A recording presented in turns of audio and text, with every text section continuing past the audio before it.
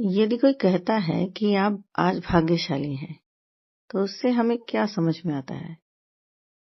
देखिए, बहुत ही ये जनरल बात है कि हम ये मान लेते हैं कि आज के दिन जो भी कार्य हम करेंगे, उसमें हमें सफलता अवश्य मिलेगी। हम भाग्यशाली होने से सफल होने को जोड़ लेते हैं, जबकि भाग्यशाली होने का सफलता या असफलता से कोई लेना-देना नहीं है। कई बार हम मान लेते हैं कि असफल हुए तो हम दुर्भाग्यशाली हैं और सफल हुए तो भाग्यशाली हैं। ये वर्तमान की बात होती है। लेकिन सच तो ये है कि किसी दिन हमें असफल होना ही हमारे लिए सौभाग्य की बात होती है और ये हमें बाद में समझ में आता है, जब बाद में कुछ ऐसी घटनाएं घटती हैं जीवन में। जैसे कि इसको एक उदाहरण से समझते हैं कि एक व्यक्ति है, वो क्लर्क की नौकरी के लिए एग्जाम देने जा रहा है और किसी ने उससे कहा कि आज तो तुम्हारा भाग्य बहुत अच्छा है, और वो एग्जाम देता है। जब उसका रिजल्ट आता है तो वो उसमें फेल होता है। उस समय तो वो यही समझता है कि जिस व्यक्ति ने मुझे कहा कि मैं भाग्यशाली हूँ, उसने गलत प्रेडिक्ट किया था, वो गलत बोल रहा था, क्योंकि ये ऐसे कैसे हो सकता है, फिर तो मुझे सफल होना चाहिए। लेकिन कुछ ही समय बाद फिर उसको रियलाइज होता है, उसको लगता है कोई नहीं, इस बार मैं और अच्छी तैयारी करूंगा, और वो बहुत अच्छे से मेहनत करता है और किसी बड़े पद के लिए फॉर्म को भरता है और जमा करता है।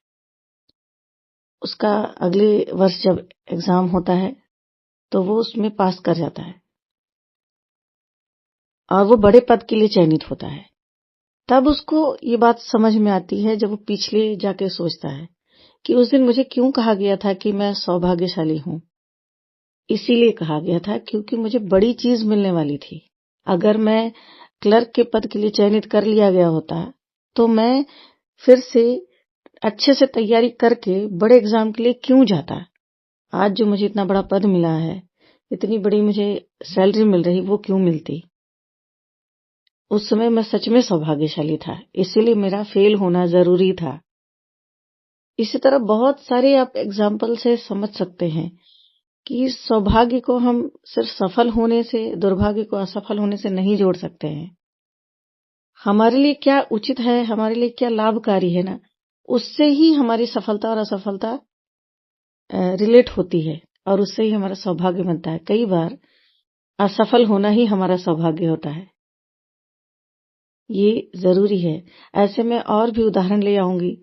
आपने भी अपने जीवन में से बहुत सारे उदाहरण देखे होंगे कि जहां पर आपका उसमें फेल होना, आपको लगा होगा कि दुर्भाग्य की बात हुई और बहुत आप दुखी हुए होंगे। लेकिन कुछ ही समय बाद कुछ और जो घटनाएं जीवन में घटी होंगी, उससे आपको लगा होगा कि उस समय मेरा फेल होना मेरे लिए सौभाग्य की बात थी। तो इसलिए सफलता और असफलता में दुखी नहीं हो और न ही अहंकार में आए। जब सफलता मिले तब भी आप बैलेंस रहें, जब असफल हो तब भी आप दुखी नहीं हो। जो हो रहा है वो अच्छे के लिए ही हो रहा है, आपके लिए।